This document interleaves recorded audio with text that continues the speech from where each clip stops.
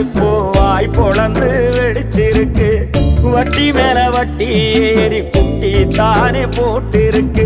காத்துலையும் தண்ணி வெல்ல நட்ட பயிர் கருகிருச்சு. மேகத்துக்கும் கண்ணு இல்ல முப்போகமும் முடிஞ்சிருச்சு. மூத்த பொண்ண கரை சேர்த்திட நெல்லு விளைஞ்சிடுமோ? நான் பூச்சி கொல்லி மருந்து குடிக்க நாள் குறிக்கணுமோ?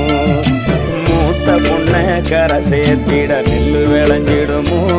நான் பூச்சி கொல்லி மருந்து குடிக்க நாள் குறிக்கணும்.